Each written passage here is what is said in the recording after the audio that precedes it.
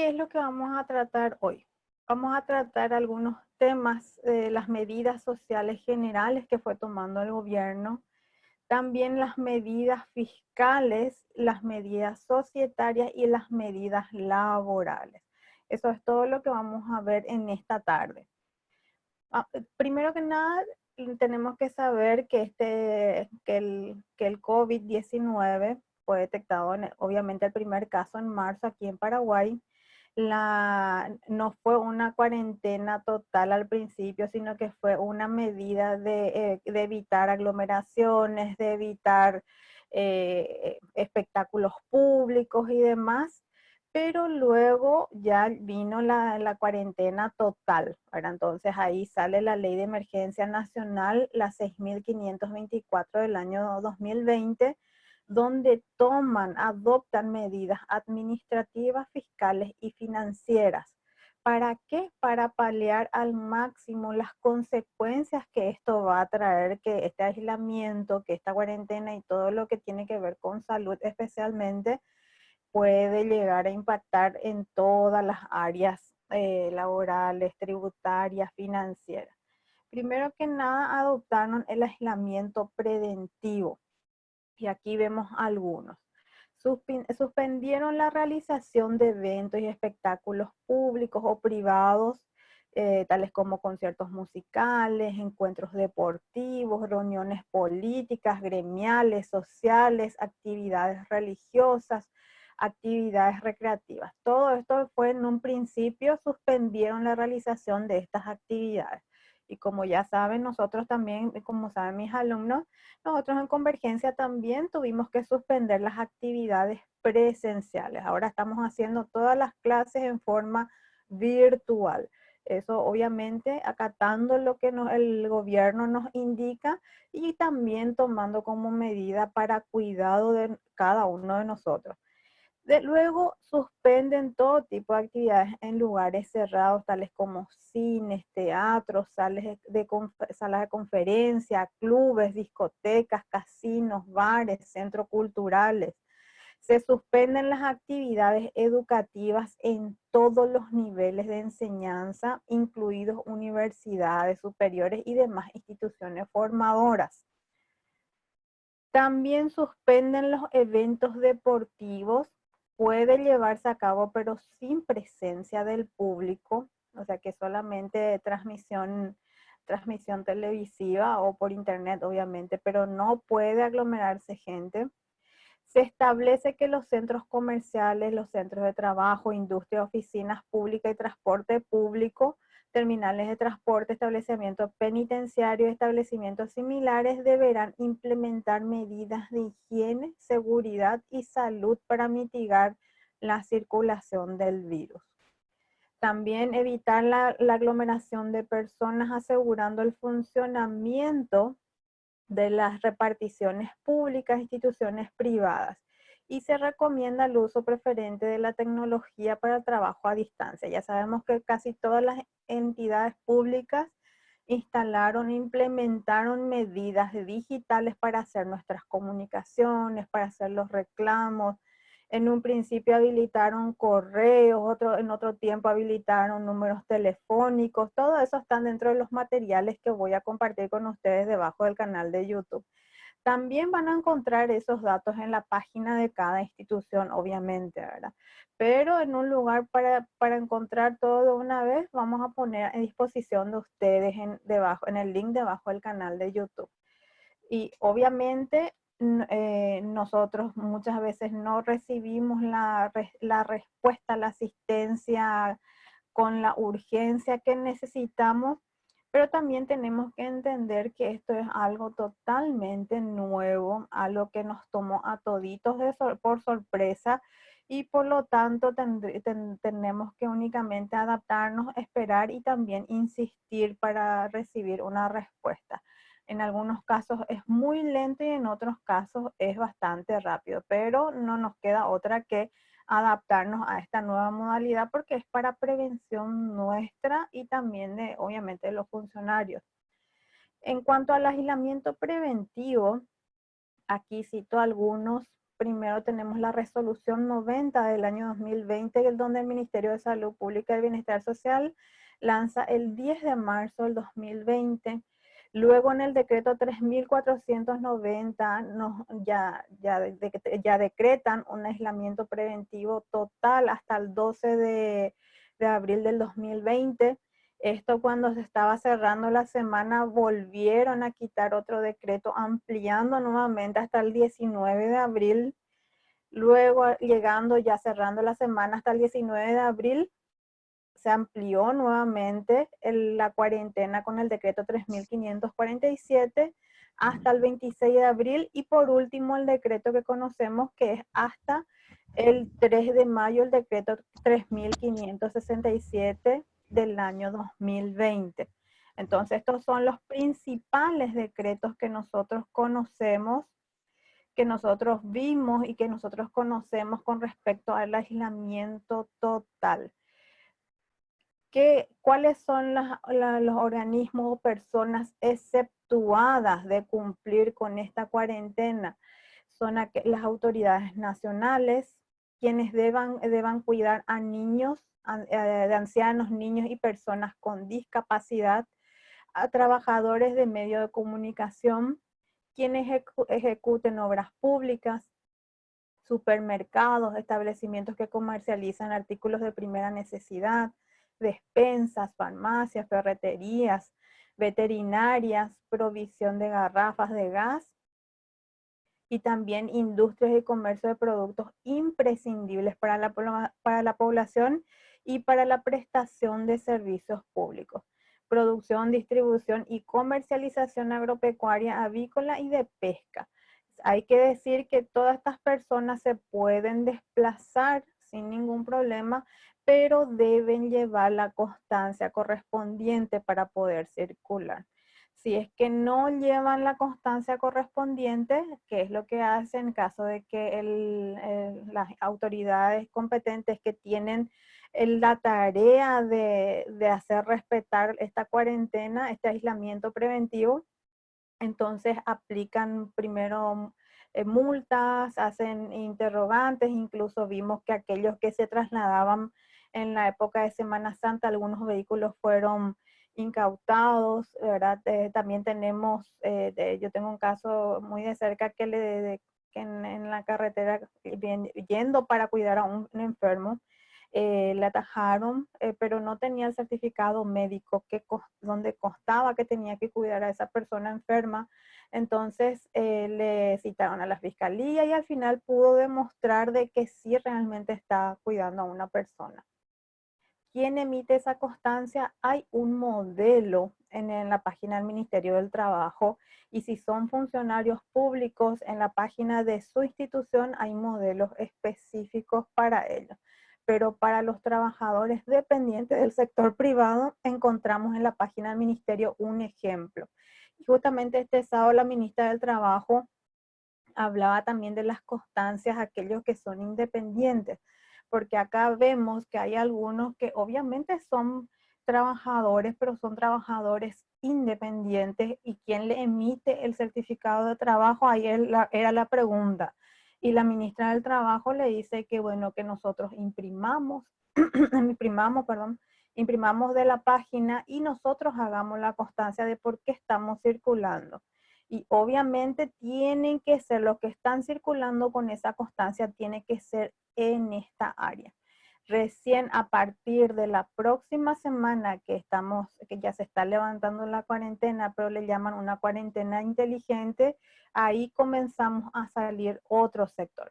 ¿Quiénes son? Vamos a ver primero quiénes son todos entre los exceptuados antes de pasar a la cuarentena inteligente.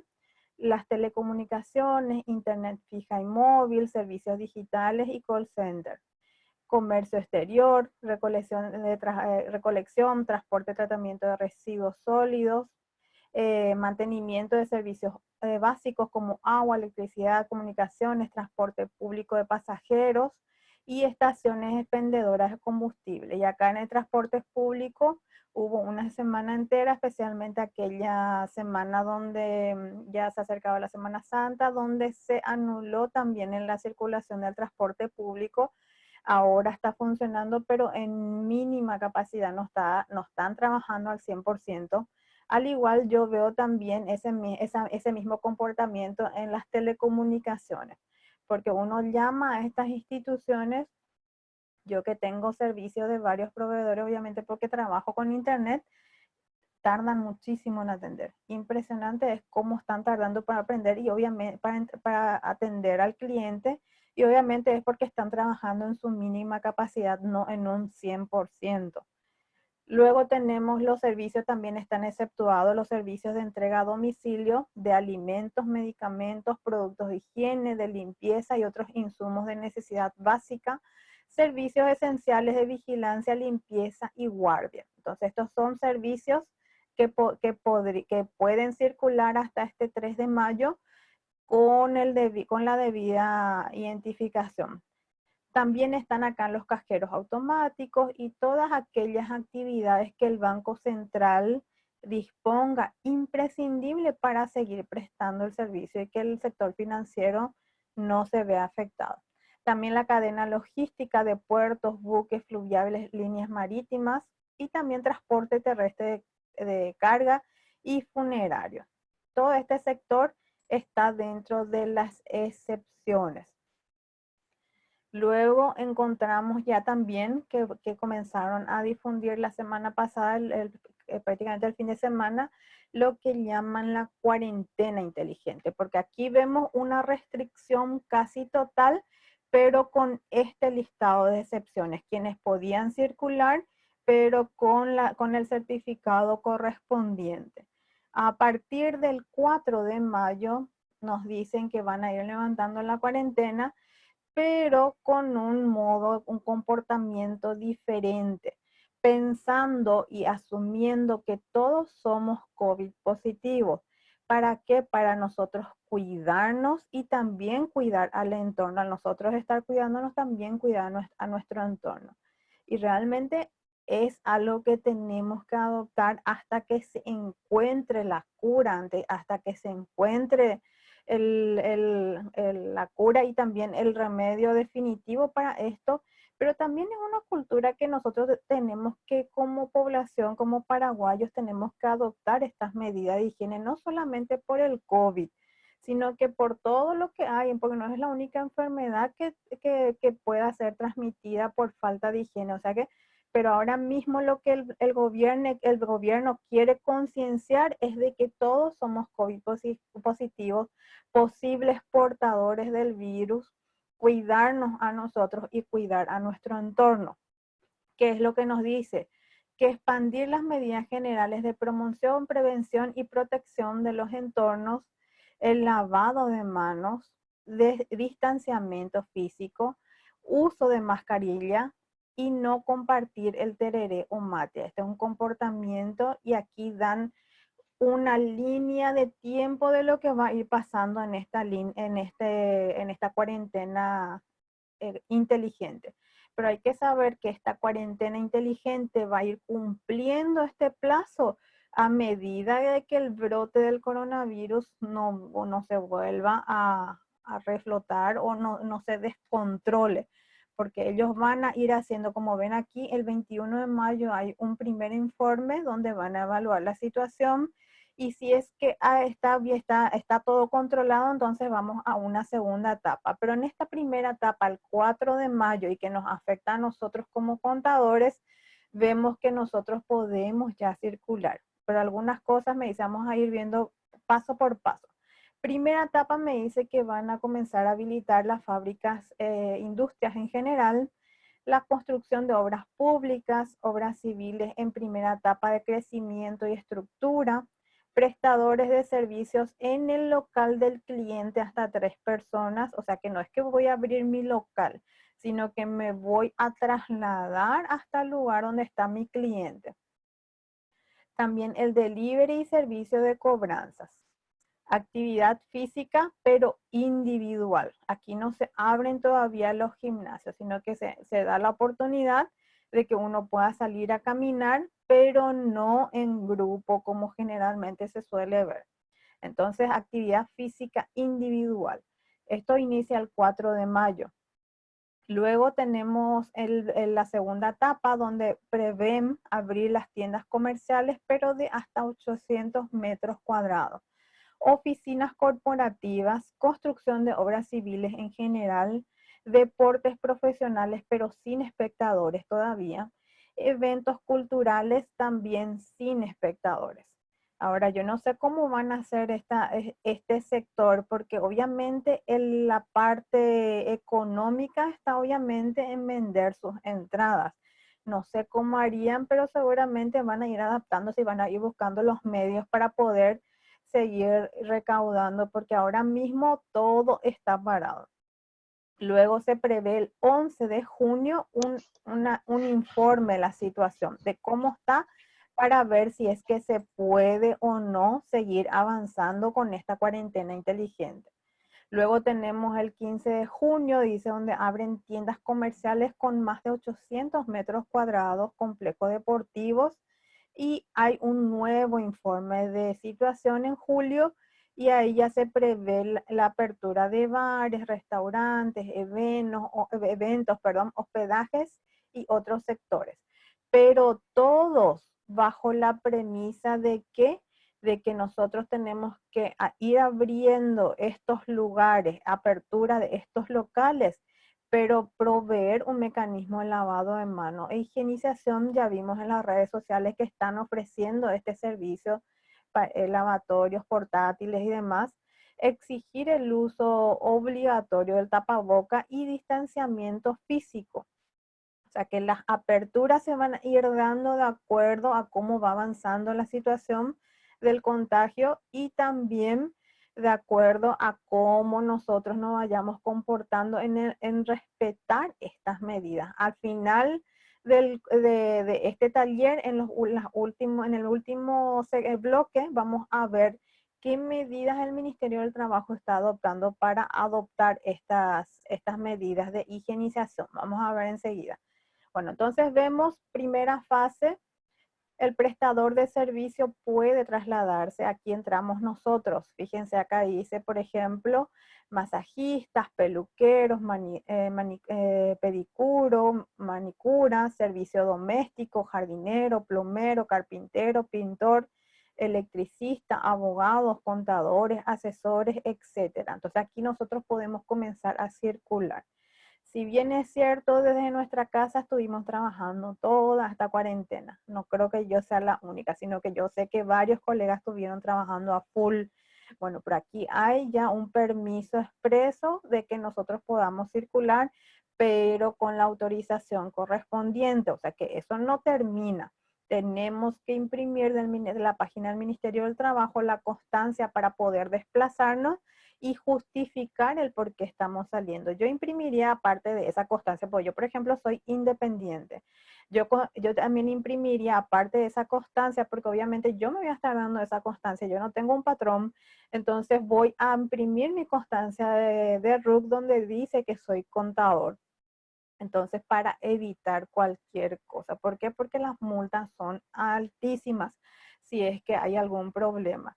Y si es que no te multan, sí hay un tiempo que te hacen perder, porque en la situación que les comenté al principio, 2 días tuvo que ir y venir en la fiscalía para demostrar que realmente estaba cuidando a un enfermo, y todo por no tener toda la documentación para poder demostrar. Entonces, mi recomendación, y también la recomendación de la ministra es imprimir esa constancia y yo mismo pedirme y justificar de por qué estoy circulando. Y le preguntaron los periodistas, pero ¿por qué si es que es uno mismo lo que va a estar diciendo? Y el tema es que ese certificado es con carácter de declaración jurada. Entonces, decía que teníamos que llevar también.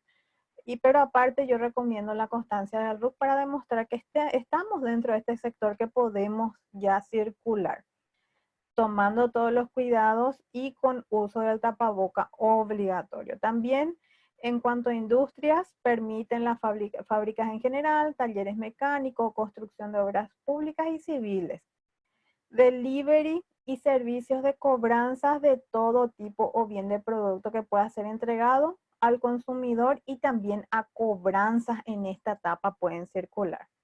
La patente, claro, la patente profesional también serviría, claro que sí. Claro que sí. Cualquier cosa que pueda demostrar, pero la ministra del Trabajo dijo que también imprimamos esa constancia, por más que seamos independientes. Y la actividad física individual. Podemos salir a caminar ya en las calles, pero tomando las precauciones, claro. Después, en la fase 2, que va hasta el 20, desde el 25 de mayo, me dice que aquí va a haber un informe el 11 de mayo. Dice todo tipo de comercio, excepto aquellos que estén aglomerados en centros comerciales y compartan espacios comunes. No podrán abrir los paseos comerciales, centros comerciales y todo tipo de shopping y demás. Un ratito voy a silenciar esto.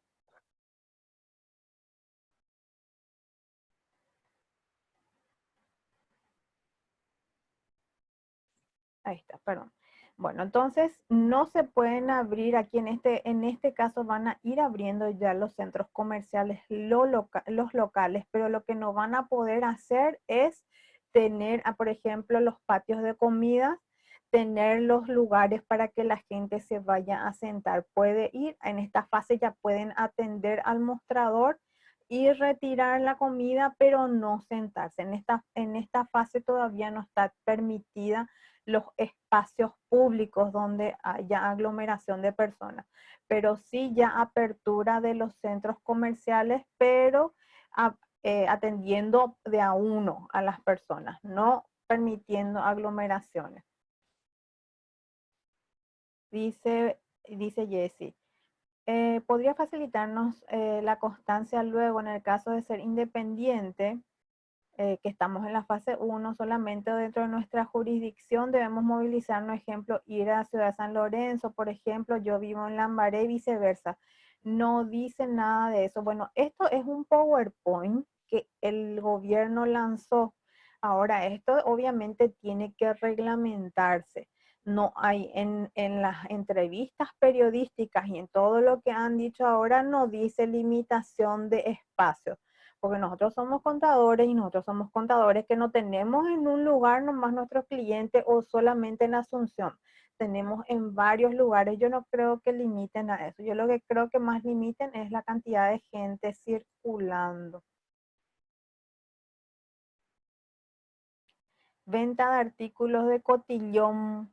Bueno, la venta de artículos de cotillón puede trabajar, pero a puertas cerradas. Puede utilizar, fíjense, aquí me habla de que yo puedo abrir, o sea, que no abrir, sino que utilizar el servicio de cobranza y delivery para todo tipo de producto a ser entregado al consumidor y cobranza.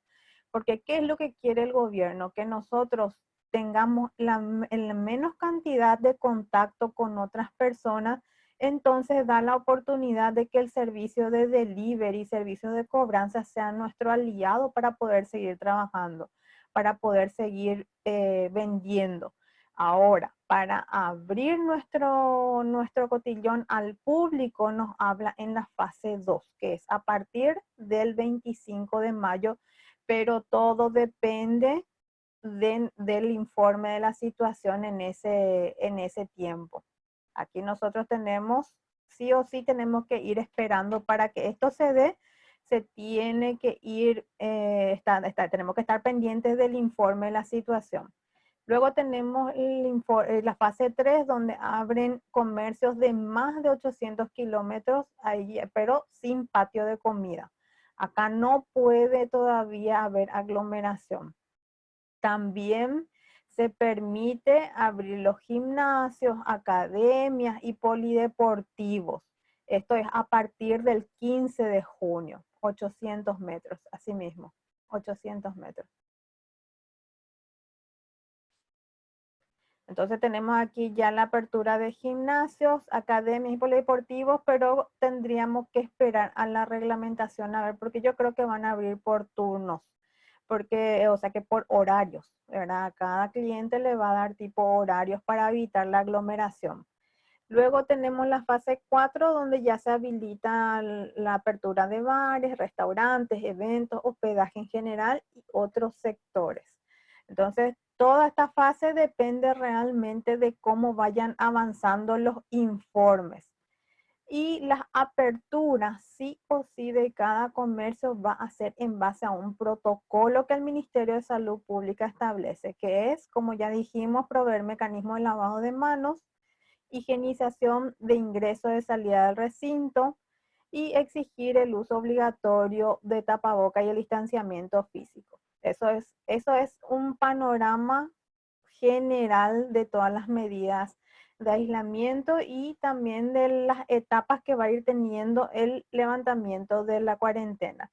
El que nos afecta ya a nosotros para la próxima semana es el levantamiento y que ya podemos circular como contadores, pero para desplazarnos en la casa de nuestro cliente. No nos permiten todavía abrir nuestras oficinas al público.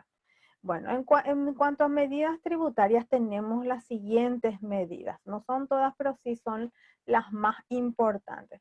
Primero que nada es la prórroga de las declaraciones juradas, donde la Ley de Emergencia Nacional en el artículo 14 me dice que dispóngase, autorícese al Poder Ejecutivo a disponer la prórroga de fechas de vencimiento de la presentación de declaraciones juradas, pagos totales o parcialmente, pero esto tiene que ser reglamentado por la administración tributaria, obviamente. Pero aclaran en la ley que esta disposición de prórroga de vencimiento de declaraciones juradas no aplica a los agentes de retención o de percepción. Los agentes de retención y percepción siguen con su mismo calendario de vencimiento. No hay prórroga para los agentes de retención o percepción. Luego tenemos la resolución 40, donde prorrogaron el informe de la declaración jurada de Aranduca, que fue en junio, y de los estados financieros, que primeramente fue en mayo. Luego fue cambiado otra vez el vencimiento de los estados financieros. Esto está en la resolución 40. Esto salió un poquito antes de que sea la cuarentena total, pero me pareció muy interesante y muy importante acatar que la declaración jurada informativa de la Aranduca vence en junio del 2020. Los estados financieros en principio iba a ser en mayo, pero fue prorrogado nuevamente. Luego me dice en la resolución 51, donde establece que el vencimiento para la presentación de los estados financieros, que concierra el 31 de diciembre, va a ser en julio del 2020. Como vimos antes, primeramente iba a ser en mayo, pero con la resolución 51 del 13 de abril fue cambiado al vencimiento a julio del 2020. Y me aclara esta resolución que los referidos informes deberán presentarse conforme al calendario de vencimiento de declaraciones juradas informativas. O sea que tenemos que ver el calendario perpetuo para saber cuál es nuestro vencimiento. Y acá vemos nuevamente el vencimiento. Esta es una publicidad que quitó la Subsecretaría de Tributación, donde me dice que los que tienen cierre el 31 de diciembre del 2019, la fecha de vencimiento va a ser en julio. Y ojo, es en forma excepcional, es solamente por todo lo que está aconteciendo. También la resolución 44 establece una prórroga hasta noviembre de la entrega de los dictámenes de auditoría de todos los que tienen cierre al 31 de diciembre. Y también extender el plazo de obtención de constancia de habilitación previsto en el artículo 26 hasta el 30 de junio del 2020. Son dos prórrogas que se dio en el artículo 44. Ojo que esto es lo más importante en cuanto a cada resolución. Obviamente entre los materiales ustedes tienen que ir y revisar cada resolución. Aquí está una guía para que ustedes puedan encontrar lo que nos interesa lo más rápido posible, pero ustedes tienen que leer la reglamentación completa para poder informarse a cabalidad cuáles son las disposiciones del gobierno. Porque está la Ley de Emergencia Nacional, acá estamos tocando algunas nada más, no estamos tocando todo, estamos tocando los más importantes y que nos compete a nosotros como profesionales contables. Artículo 45 me dice que se dispone que los certificados de cumplimiento tributario expedidos a partir de la fecha de la publicación del presente, la resolución 45, tienen una validez hasta el 30 de junio. O sea que se amplió a 90 días la validez del certificado de cumplimiento tributario. También dice que se pospone el plazo de la presentación de los libros de compras y ventas del GESHAUCA y tiene un vencimiento que va a tener correspondiente a los meses de marzo, abril y mayo, y que van a calendarizar en el mes de junio. Esto decía en la resolución 45, y decía que en el mes de junio establecerá el calendario de regularización del GESHAUCA. Pero el cumplimiento tributario que tenemos ahora, cuando salió esta resolución 45, tiene una validez hasta el 30 de junio. Luego en la resolución 47 me establece que aquellas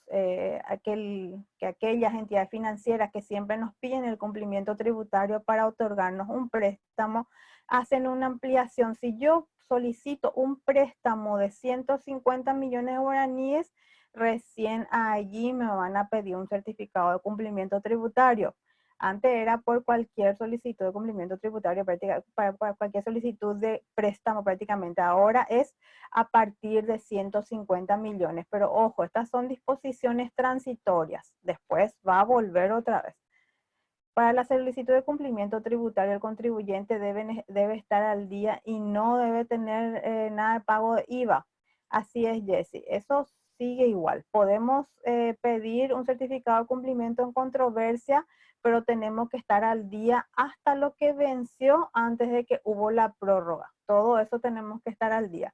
Ahora, con respecto a la acumulación de facilidades de pago incumplidas, sí hay una excepción donde me dice que para la acumulación para que se pierda la facilidad de pago que nosotros ya tenemos vigente, ahora en forma excepcional permiten la acumulación de 6 cuotas impagas. Recién al acumular las 6 cuotas impagas, entonces cae nuestra facilidad de pago y es como si fuese que no ahí se anula la facilidad de pago y se queda como pago a cuenta lo que ya abonamos. Estas dos medidas establece la resolución número 47.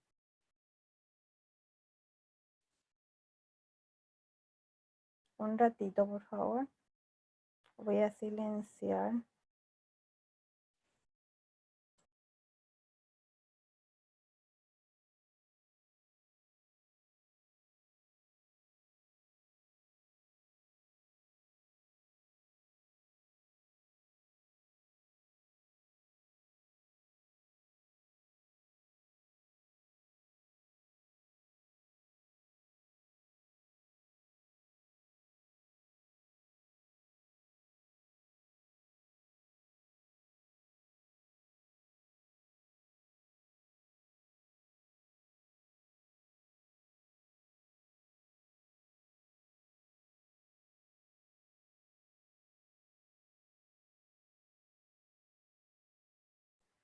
Disculpen, ahí hubo un error en la transmisión. Bueno, entonces continuando en la resolución 47 establece que para poder solicitarnos, o sea que pedirnos una entidad financiera tiene que ser un préstamo de 150 millones de guaraníes. Menor a eso no hay obligación de pedir. Me dice también que para que se suspende la vigencia de lo que es facilidad de pago para nuevas facilidades de pagos. También se suspende la emisión de certificado de deuda hasta el 30 de junio. ¿Qué quiere decir esto? Que si nosotros estamos en incumplimiento, ahora mismo no van a emitir ningún certificado de deuda a través de la Abogacía del Tesoro, sino que está suspendido hasta el 30 de junio. Es un tiempo de gracia. ¿Para qué? Para ponernos al día y que no va a tener consecuencias también.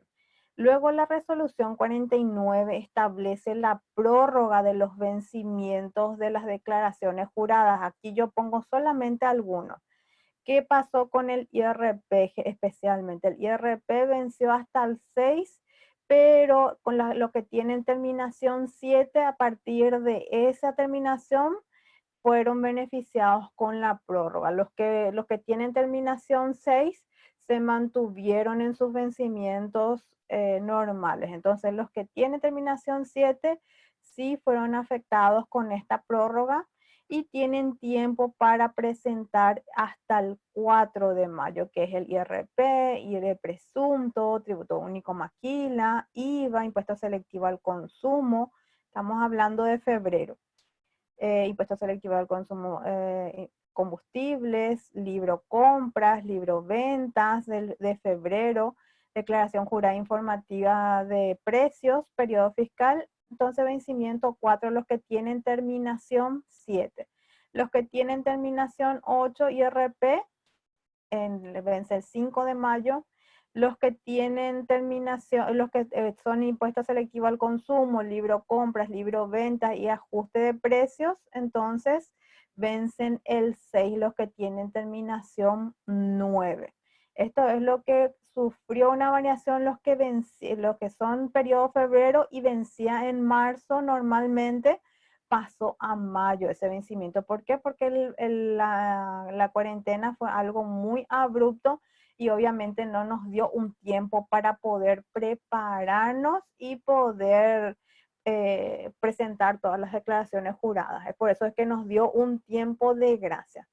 Luego también con respecto al IDU nos dio una prórroga de vencimiento y fíjense lo que me dice, este es un aviso que quitó el Ministerio, la Subsecretaría de Tributación en su página, que es un resumen de lo que está también en la ley de emergencia y en la reglamentación. Me dice que las EDGUR que tengan la obligación de realizar asamblea y hayan decidido distribuir dividendos, utilidades o rendimiento en el ejercicio fiscal 2020, de conformidad al artículo 16 de la ley 6.524, deberán generar el respectivo comprobante de retención IDU desde el 1 al 31 de agosto. En forma excepcional, si es que ya realizaron su asamblea y decidieron distribuir, no tienen obligación de emitir el comprobante de retención dentro del mes que se decidió, como es normal. Pero es en forma excepcional. Entonces yo tengo tiempo de emitir el comprobante de retención desde el 1 al 31 de agosto y me dice que tengo tiempo de pagar hasta septiembre del 2020. Entonces, conforme a la forma y condiciones establecidas en la resolución 31, donde me dice que vence el 13 de cada mes. O sea que tengo tiempo hasta el 13 de septiembre para pagar el IDU. Pero, ojo acá hay una aclaración. Las EDGUR que paguen o remesen a los dueños, socios o accionistas antes del 1 de agosto del 2020 deberán retener y emitir el comprobante de retención IDU. Y en ocasión del pago o remesa ingresarán el impuesto correspondiente de conformidad a los dispuestos en la resolución 31. Si realicé mi asamblea y todavía no distribuí, entonces me dice que tengo tiempo de emitir el comprobante de retención desde el 1 al 31 de agosto y pagar hasta el 13 de septiembre. Pero si ya hice mi asamblea, decidí distribuir y ya le entregué, ya le remesé a mis socios accionistas, entonces ya tengo que emitir el comprobante de retención y pagar el impuesto, el IDU, al mes siguiente de haber nacido la obligación tributaria. Ojo con eso. Después también me dice que la declaración jurada informativa en el cual las EDGUR debe informar sobre el destino de los dividendos, utilidades, rendimientos, que corresponde al ejercicio al 31 de diciembre, al 30 de abril del 2020 y 30 de junio del 2020, excepcionalmente podrá presentarse hasta diciembre de este año. Entonces tenemos tiempo para esta declaración jurada informativa, todavía no tenemos el formato, pero sí ya tendría que haber estado venciendo en el mes de junio. Entonces en forma excepcional, ahora va a vencer en el mes de diciembre para todos estos vencimientos. Eso es en forma excepcional. ¿Se entiende alguna consulta hasta aquí?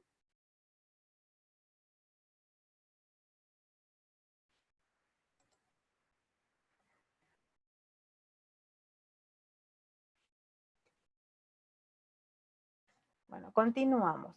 Entonces aquí tenemos las declaraciones juradas informativas, las ECDUR, las prórrogas que tenemos.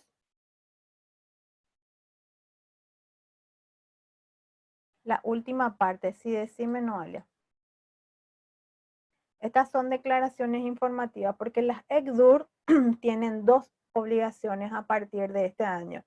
Bueno, en realidad tres. Uno es retener, emitir el comprobante de retención, pagar a la administración tributaria y también emitir un informe de cuál fue el destino que le dieron a esas utilidades. Esa es la obligación a partir de este año. Y en forma excepcional, todos estos plazos fueron prorrogados para aquellas empresas o entidades ECDUR, las entidades ECDUR que ya distribuyeron sus dividendos utilidades, ya tienen que retener y tienen que ingresar el dinero al Ministerio, a la Subsecretaría de Tributación. Ahora, si ya hicieron su asamblea, decidieron distribuir, pero todavía no pagaron, entonces tienen tiempo hasta agosto de emitir el comprobante de retención y hasta septiembre de hacer el pago. En BNF piden igual el cumplimiento tributario, no importa el valor, y la verdad que yo creo que es por falta de conocimiento, porque en la suspensión ustedes le pueden mostrar como contribuyente, como solicitante, pueden mostrarle la resolución 45 de la Subsecretaría de Tributación, donde me dice primeramente que tiene una validez de 90 días. Después la resolución 47, donde amplía el monto y dice al cual será obligatorio la presentación del certificado de cumplimiento tributario o el certificado de cumplimiento de controversia o de no ser contribuyente. Entonces tienen que mostrarle a su cliente. Es falta de conocimiento, yo creo. Sí, hay preguntas que no se ven, dice. Entonces, una aclaración importante para que todos puedan ver sus preguntas. Cuando van a hacer las consultas, tienen que poner panelistas y participantes, por favor. Así todos leen sus consultas. Está, entonces, es falta de conocimiento porque en la resolución 47 establece claramente que la obligación de presentar certificado de cumplimiento tributario a las entidades financieras es a partir de 150 millones de guaraníes. Y hay muchas entidades que ahora están pidiendo préstamos porque ahora hay unas facilidades, préstamos blandos a intereses muy flexibles especialmente para las pymes. ¿Para qué? Para que ellas no, que son las que son más afectadas en estas medidas, porque no tienen la capacidad económica de solventar tanto tiempo todos sus egresos, entonces están dando estos créditos blandos. Vamos a hablar de uno de los créditos también que están dando. Bueno, después tenemos para las pymes con la facturación mayor a 50 millones. Las pymes ustedes pueden interiorizarse más en la página del Ministerio del Trabajo, ahí donde me dice cuáles son las pymes, cuáles son las pequeñas, medianas y grandes empresas, pero las pymes son consideradas aquellas que tienen hasta 6.000 millones de guaraníes, hasta menos de 6.000 millones de guaraníes. Aquellas que tienen 6.000 millones de guaraníes y más son consideradas ya grandes empresas, entonces ya no son consideradas más pymes. Entonces tenemos que conocer cuáles son esos rangos y hay una normativa especial para cada uno de ellos y también hay muchos incentivos para este sector. Pero siempre y cuando el incentivo es de que tengan la cédula PYME. Si no tienen la cédula PYME, no pueden acceder a esos beneficios. Bueno, después tenemos la prórroga de anticipos. En el decreto 3480 nos dice que el primer anticipo es prorrogado hasta julio del 2020. Luego, en la resolución número 49, sale que aquellos anticipos que vencían en julio, septiembre y noviembre van a vencer en septiembre, noviembre y diciembre respectivamente. Entonces, el primer anticipo, ¿cuándo va a vencer? Vence en julio del 2020. El decreto 3480 es donde es el decreto donde establece las facilidades de pago y demás, y dentro de uno de los artículos, artículo 3, establece la prórroga del pago de anticipos hasta julio del 2020. Entonces, siguen habiendo los 4 anticipos, nada más que se perdió un poquito porque pues, estaba en una reglamentación diferente, nada más. Luego, en ese mismo decreto establece facilidades de pago para el IRAGRO y para el IRASIS. Pero sí o sí tenemos que seguir cumpliendo con la entrega del 20% de la deuda, no tiene intereses y es hasta 5 cuotas mensuales. Pero para que esto sea efectivo, yo tengo que solicitar y dentro de los 2 días de haber solicitado, tengo que ingresar ya la primera cuota del 20%. Ese es un requisito. Entonces, esta es la facilidad de pago para el IRASIS y para el IRAGRO. Luego tenemos la facilidad de pago, este se repitió, perdón. Este es en realidad de IRP. Perdón, acá no cambié el título. Esta es la facilidad de pagos para el IRP, el decreto 3457, donde la misma cosa nos dice que tenemos que entregar el 20%, no tiene intereses, es hasta 5 cuotas, pero tenemos tiempo hasta el 30 de abril para solicitar esta facilidad de pago para los contribuyentes del IRP. Para los contribuyentes del IRASIS y del IRAGRO, tenemos tiempo hasta el 31 de mayo para solicitar. A ver qué dice.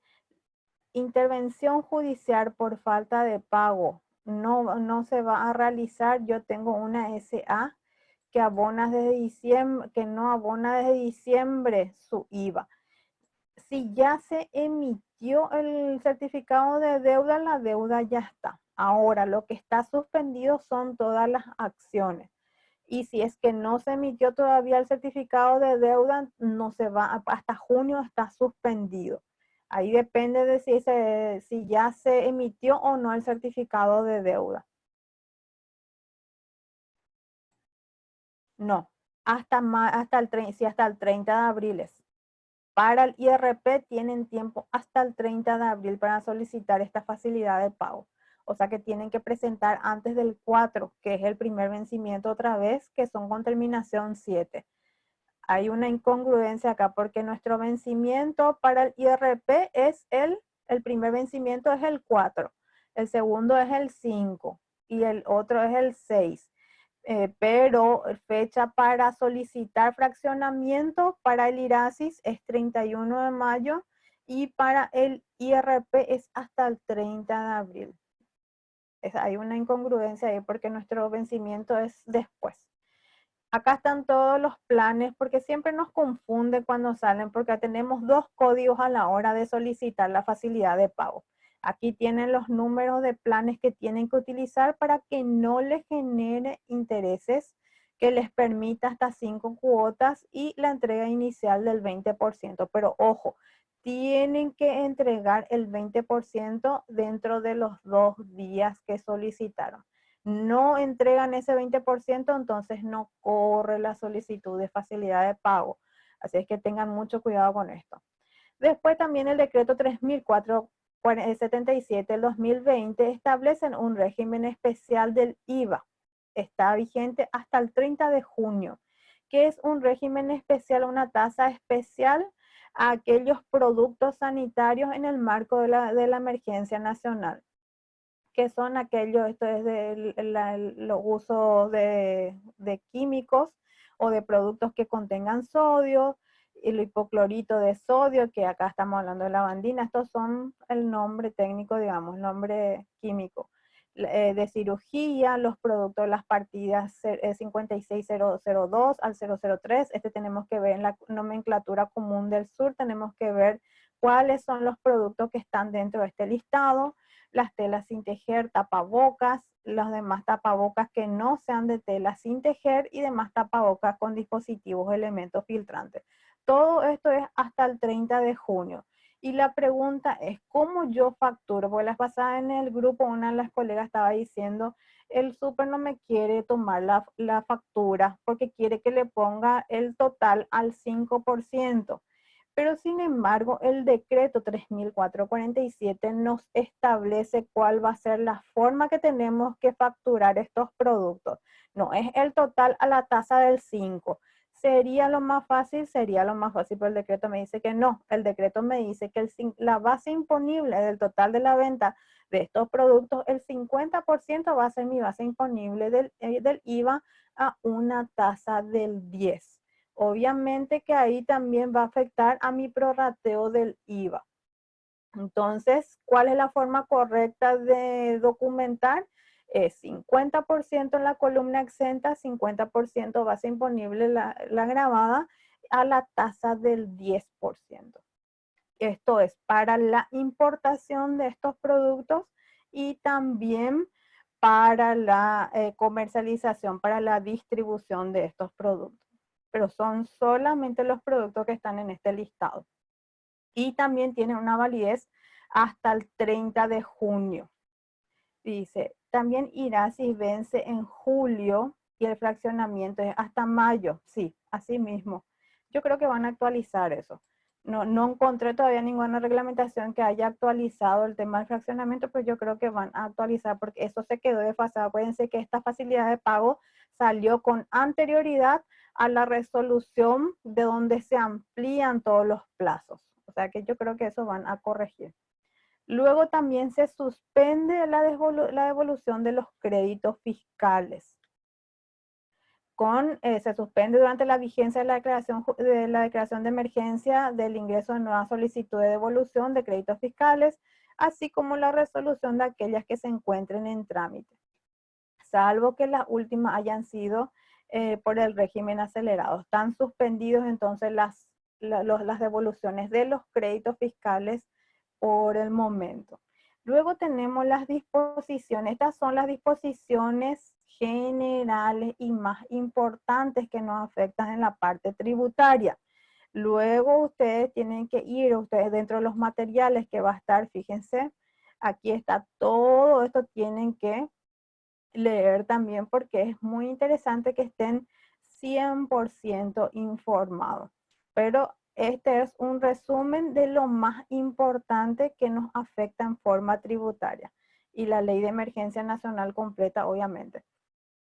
Luego tenemos en el aspecto societario, ¿qué es lo que pasó? La ley 6524 de emergencia sanitaria, que está reglamentada por el decreto 3506, establece que aquellas entidades que tienen obligación de hacer asamblea ordinaria anual obligatoria, donde se aprueba la memoria anual del directorio, balance de cuentas de ganancias y pérdidas, distribución de utilidades, informe de síndico y toda medida relativa a la gestión de la empresa que corresponde resolver de acuerdo con la competencia que reconocen la ley, estatuto, y someten su decisión al directorio y síndicos.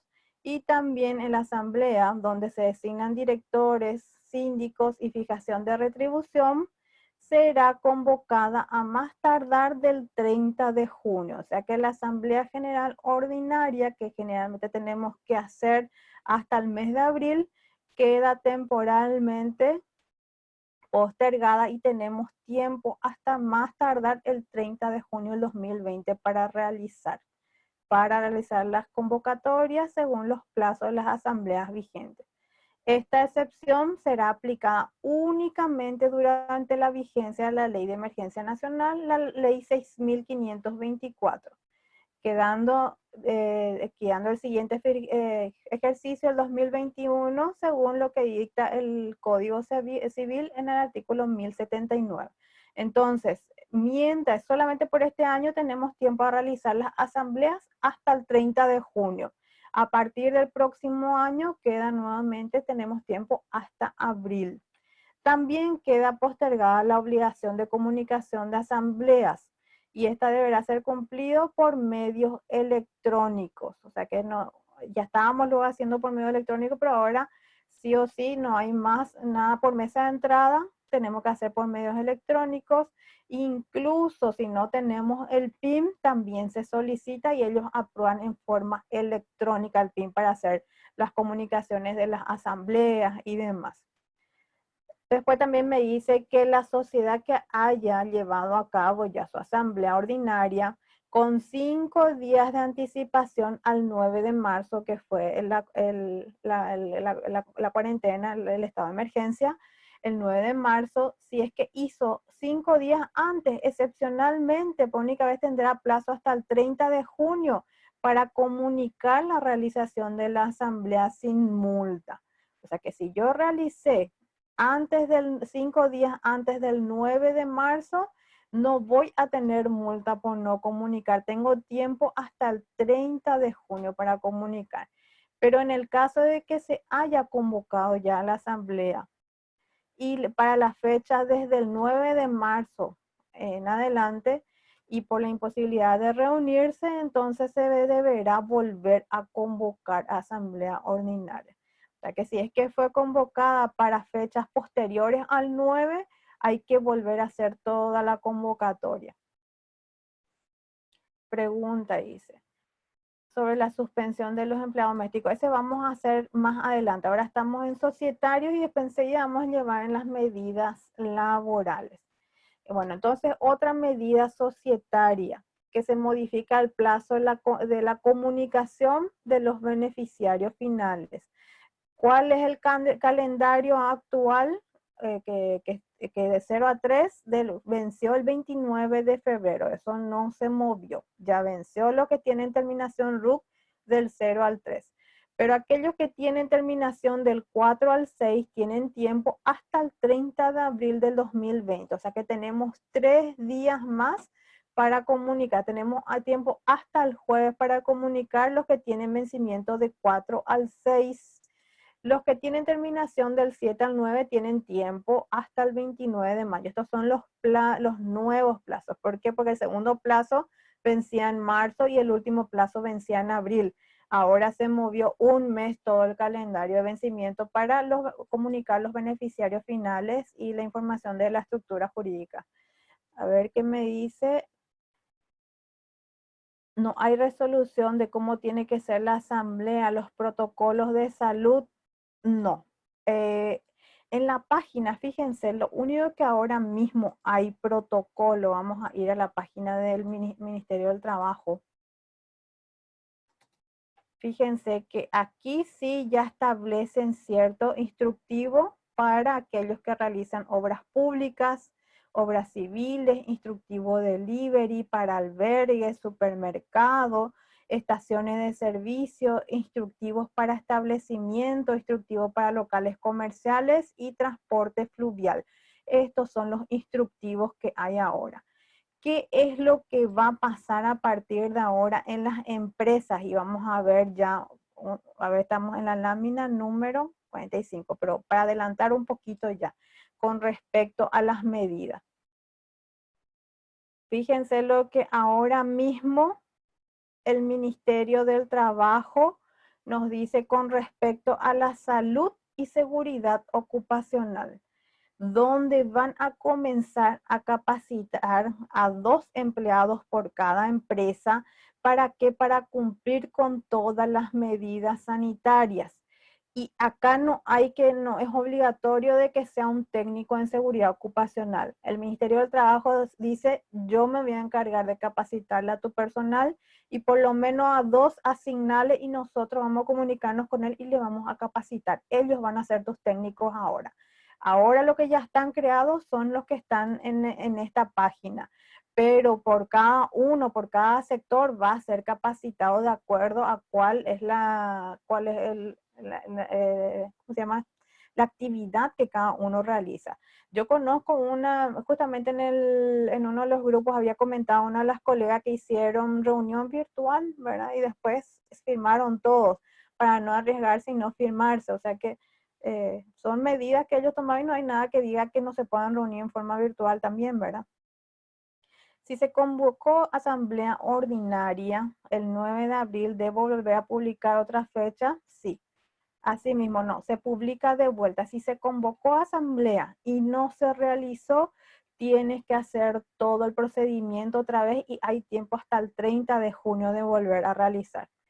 No entiendo los nuevos plazos de la abogacía, pero es obligatorio para todas las empresas, sí. Vamos a ver los plazos de la abogacía. Este certificado de cumplimiento laboral, o sea que el asignar a las personas como técnico en seguridad ocupacional es obligatorio para las empresas. No importa a qué actividad se dedique. Todas las empresas debemos implementar este sistema de seguridad, de salud y seguridad ocupacional. Esto ya estaba en realidad en el decreto 14.390 del año 92, solamente que estaba segmentado por la cantidad de funcionarios que tiene un técnico de seguridad ocupacional categoría A, B o C registrado por el Ministerio del Trabajo. Ahora, por la emergencia nacional que tenemos, van a asignar a 2 personas responsables y esas 2 personas responsables se les va a capacitar para prevenir al máximo cualquier contagio. Eso es lo que van a hacer ahora. O sea que ahora no importa que sean o no. Y es más, si ya tienen las empresas técnico en seguridad ocupacional, no importa que ya tenga su certificado, igual van a tener que ser capacitados por el ministerio y tienen que ser designados a través de la página del ministerio. Después dice, entonces, sí, aguardamos para comunicar. Sí, tenemos tiempo para la comunicación de la asamblea, tenemos tiempo hasta junio del 2020. Tenemos tiempo para convocar nuevamente a asamblea. Ese es con respecto a las medidas, un poquitito adelantamos, solamente para ver quiénes ya tienen las medidas que van a hacer.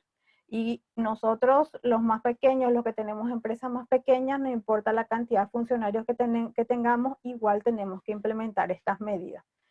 Sea lo que sea que nos dedicamos, vamos a tener que implementar y vamos a tener que designar a 2 de nuestros trabajadores. Vencimiento de los plazos de comunicación, que es lo que no entendían. Bueno, los que ya tenían terminación RUC 0 y 3, venció ya el plazo para comunicación de beneficiario final y los datos de la estructura de las sociedades y demás, tenían tiempo hasta el 29 de febrero. Los que tienen terminación 4 al 6 tienen tiempo hasta el 30 de abril de comunicar quiénes son sus beneficiarios finales, quiénes son sus accionistas, los datos de la empresa y demás. Acuérdense que son 2 inscripciones diferentes. Y luego los que tienen terminación 7 al 9 tienen tiempo hasta el 29 de mayo.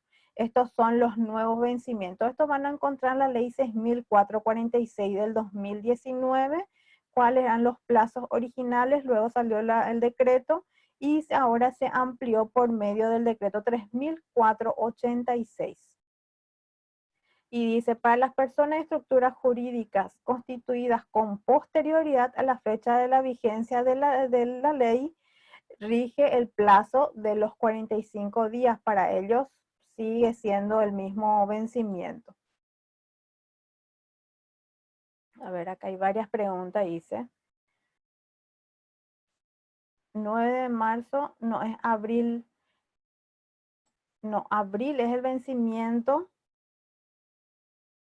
30 de abril es el vencimiento para comunicar quiénes son los beneficiarios finales. Esta es nuestra fecha tope. Para los que tienen terminación del 4 al 6 del RUC y terminación del RUC 7 al 9 hasta el 29 de mayo. Con respecto a las medidas laborales, vamos a ver las preguntas.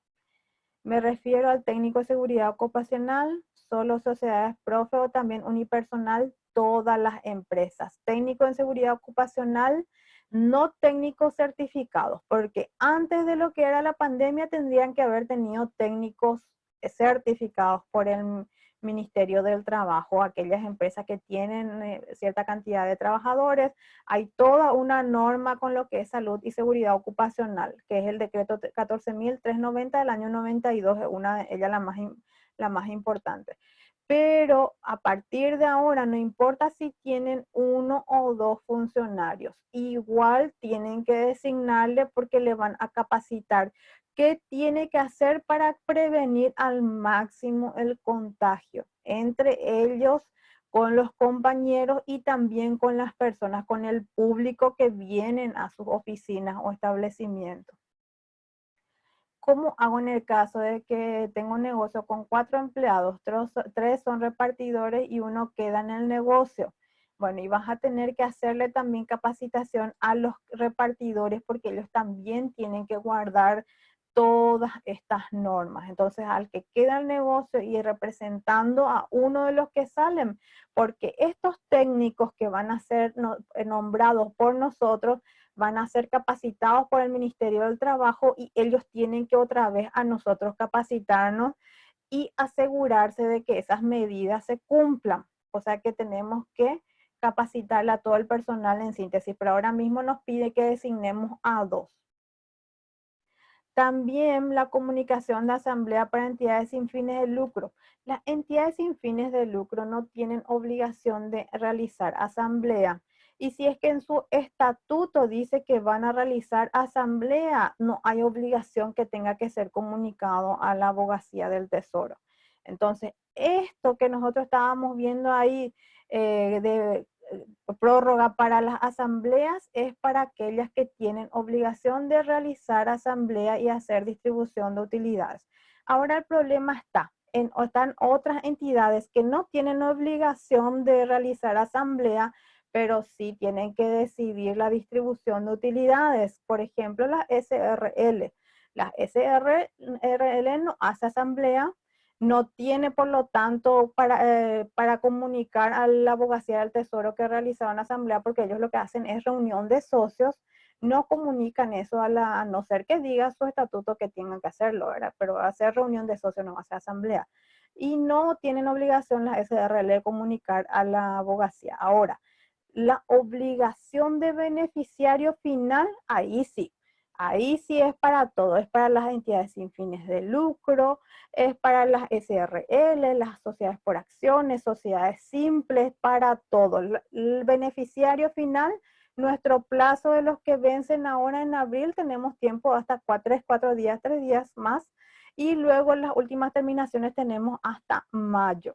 Entonces, una cosa es beneficiario final, que son todas las entidades, empresas jurídicas y también las que están constituidas por socios, por ejemplo, las sociedades simples, que no son entidades jurídicas, sino que son socios de personas donde sí hay una obligación de emitir no omitir, sino que informar quiénes son los beneficiarios finales.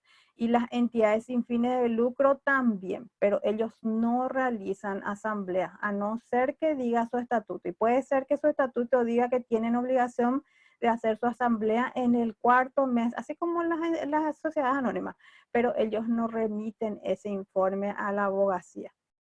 Ese informe no se remite a la abogacía. Y en el RevoPAP aparece la opción profesional. Sí, hay una opción para informar quiénes son los designados. No salió ninguna prórroga con relación al vencimiento del 30 de abril, ya que la cuarentena se cumplió hasta el momento nada. Ni siquiera con respecto a la de beneficiario final, vencimiento 30 de abril, no hay ni una sola prórroga hasta el momento. No salió absolutamente nada, dice. Para una entidad sin fines de lucro que posee un solo funcionario, también debe inscribirse en el Ministerio del Trabajo para la capacitación de técnico en seguridad ocupacional. Sí, todas las entidades que cuenten con trabajadores en relación de dependencia tienen que estar inscritos en IPS y en el Ministerio del Trabajo, aunque sean entidades sin fines de lucro. Y aunque sea que tengamos un solo funcionario, hay que inscribirle a ese funcionario para que sea capacitado.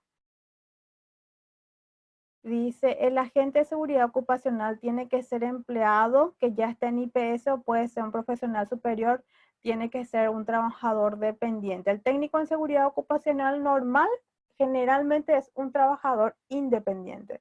O sea que alguien que depende de la cantidad de funcionarios no está dentro de la empresa siempre.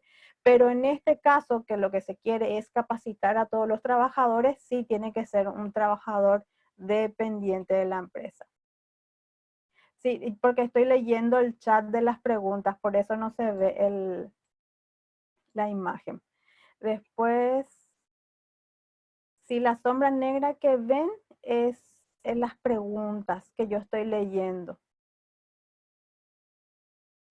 Ahora mismo estoy leyendo solamente las preguntas.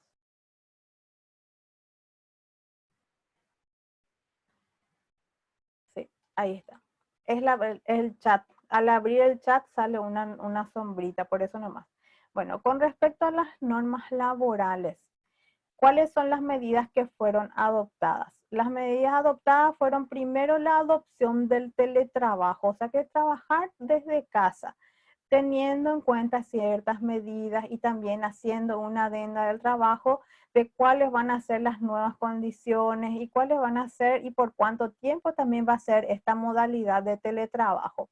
Yo creo que esta modalidad de teletrabajo ya viene para quedarse, o sea que es algo que tenemos que ir implementando nomás ya porque en algún momento esto va a ser algo normal. En otros países el trabajo desde casa es algo muy, pero muy normal, incluso sí, antes de la pandemia.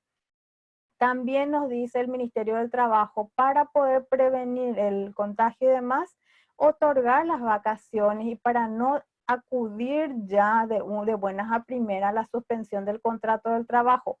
La suspensión del contrato de trabajo, ¿qué es lo que implica? Implica el no pago de salarios. Entonces el Ministerio del Trabajo lo que hizo es mostrarle a las patronales cuáles son todas las opciones que tiene para adoptar antes de llegar a la suspensión del contrato de trabajo. Entonces, primero les dice, aquellas personas que son vulnerables, por ejemplo, aquellos mayores de 60 años y que no pueden ir a trabajar por el riesgo que implica, o a las embarazadas, pueden implementar el teletrabajo. Yo sé que muchos colegas están trabajando en esta modalidad. También para no ir directamente a la suspensión de trabajo, otorguen vacaciones y no importa que no sea con la notificación de los 15 días antes y que no importa también de que sean incluso vacaciones anticipadas. Acá me dice, me da permiso como patronal darle ya vacaciones a mis trabajadores. Yo tengo una patronal que ya dio por 2 periodos ya porque no quiere hacerle la suspensión a sus trabajadores. ¿Por qué no quiere hacerle a sus trabajadores la suspensión? Porque al hacer la suspensión hay varias familias que van a dejar de tener ese ingreso. Porque el gobierno, si bien es cierto, si es que hay una suspensión del contrato de trabajo, hay un subsidio, una compensación económica, es una compensación económica mínima, no es lo mismo que estuviesen trabajando. Entonces, lo primero que me dice acá el Ministerio del Trabajo, entonces otorgarle vacaciones a tus trabajadores, porque por eso quiere decir que va a seguir cobrando ese dinero. Por último, me dice, bueno, ya adoptaste todas estas medidas, incluso ya le diste adelanto de su aguinaldo, podés hacer suspensión de contrato de trabajo. Y esta suspensión de contrato de trabajo ni siquiera necesito que a mí me haya emitido una resolución el Ministerio del Trabajo, porque esto ya es algo que estaba en el Código Laboral, la oportunidad de hacer suspensión del contrato de trabajo. Con la resolución que quitaron en el 500 del 2020 y 539 del 2020, lo que hicieron es darme los requisitos para que ellos me puedan otorgar, pero en el Código Laboral ya estaba establecido. Aquí pueden informarse más, está la resolución 49, 500 y 539, había unos correos, porque al principio la suspensión del contrato de trabajo se hacía la solicitud por correo, luego quitaron la opción de solicitar la suspensión del contrato de trabajo vía web. Entonces aquí está el representante en la empresa y tenía que adjuntar todos los documentos que tenemos que adjuntar.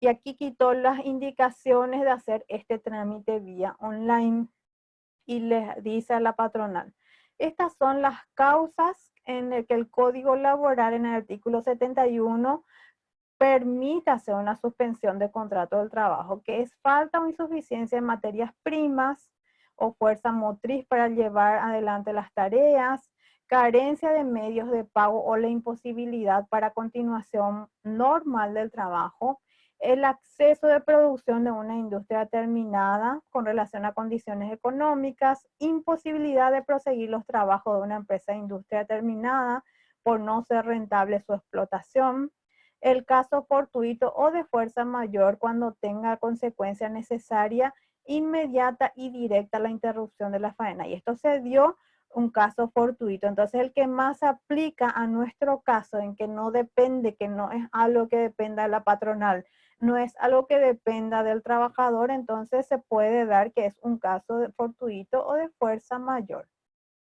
Luego tenemos la cesación anual de las labores, que por la naturaleza de explotación tiene una actividad periódica discontinua. Estas son las causas por las cuales yo puedo solicitar la suspensión del contrato de trabajo.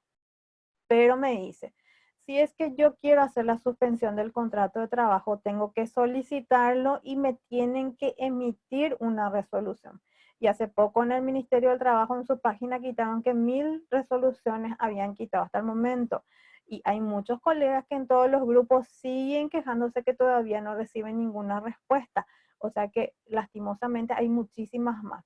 Lo que sí tenemos que entender nosotros que esta suspensión del contrato de trabajo significa que el trabajador no perdió su trabajo. Si bien es cierto, por un tiempo va a dejar de cobrar, significa que en un futuro van a reactivar sus actividades y van a poder seguir con la relación laboral, y eso es mejor antes de que sea despedido y después no saber más qué hacer. Si bien es cierto, va a dejar de cobrar, cierto, pero por lo menos sabe que en un futuro va a poder seguir trabajando con este empleador.